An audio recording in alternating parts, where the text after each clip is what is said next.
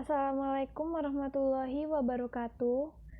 Nama saya Atia Saumi Sanjani, MPM 2106129, kelas A1 D3 Akuntansi.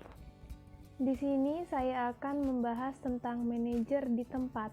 Manajer adalah seseorang yang melakukan koordinasi dan pengawasan terhadap pekerjaan orang lain sehingga sasaran-sasaran organisasi dapat tercapai. Tugas seorang manajer adalah berupaya membantu orang lain menyelesaikan tugas-tugas mereka dengan baik. Wujudnya dapat berupa koordinasi atas suatu pekerjaan kelompok dari departemen tertentu di dalam perusahaan dan mengawasi pekerjaan individu tertentu. Jenjang-jenjang manajer dibagi menjadi 4. Yang pertama adalah manajer puncak. Manajer puncak ini bertanggung jawab atas pengambilan keputusan, menetapkan rencana kerja. Yang kedua ada manajer menengah. Manajer menengah ini mengelola pekerjaan manajer tingkat pertama. Yang ketiga ada manajer lini menengah, biasa disebut dengan supervisor. Biasanya supervisor ini mengelola pekerjaan karyawan. Dan yang terakhir ada karyawan non-manajerial, yaitu seseorang yang melaksanakan atau merealisasikan rencana dari manajer itu sendiri. Fungsi-fungsi manajer ada 4. Yang pertama yaitu perencanaan atau planning. Perencanaan ini menetapkan strategi untuk mencapai sasaran mengembangkan rencana kerja.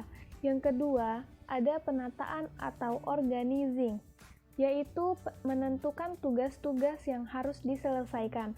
Yang ketiga ada penugasan atau commanding, yaitu memotivasi para pekerja membantu menyelesaikan konflik di antara mereka. Yang keempat ada pengendalian atau controlling, yaitu memantau dan mengevaluasi kerja. Peran manajer. Peran manajer itu ada 3. Yang pertama, sebagai peran jembatan antar pribadi, yaitu meliputi seperti panutan, pimpinan, dan penghubung. Yang kedua ada peran penyambung informasi.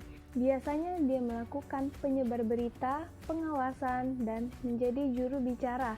Yang ketiga ada peran mengambil keputusan, yaitu sebagai pengusaha atau pelopor, pengetas kendala, pengalokasi sumber daya, dan perunding. Keterampilan yang dibutuhkan manajer ini ada 3 jenis. Yang pertama yaitu keterampilan teknis. Keterampilan teknis ini merupakan pengetahuan dan keterampilan yang berkaitan dengan sebuah pekerjaan yang spesifik. Yang kedua yaitu keterampilan hubungan antar manusia. Keterampilan ini merupakan kemampuan bekerja sama secara baik dengan orang lain, secara perorangan maupun kelompok. Yang ketiga merupakan keterampilan konseptual.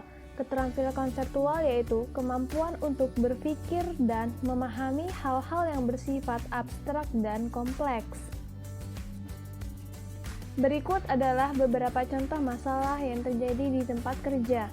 Yang pertama yaitu pada saat ada yang beban pekerjaan meningkat dari sebelumnya, lalu merasa kewalahan dan tidak bisa membagi waktu untuk menyelesaikan pekerjaan. Maka solusinya adalah ketika membuat kesalahan kepada manajer mengenai beban pekerjaan, usahakan pada jam yang tidak sibuk. Lalu kita harus jelaskan apa yang kita rasakan tentang manajer akan memberikan kepada atasan kita. Mengajukan seseorang yang bisa membantu dari pihak pekerjaan tersebut di bawah bisa dianggap sebagai pribadi yang tidak bertanggung jawab.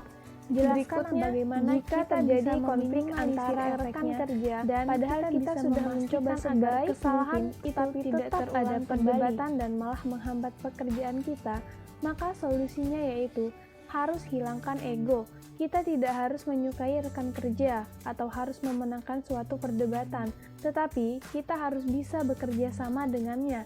Kita harus bisa lebih fokus pada pengembangan diri kita sendiri.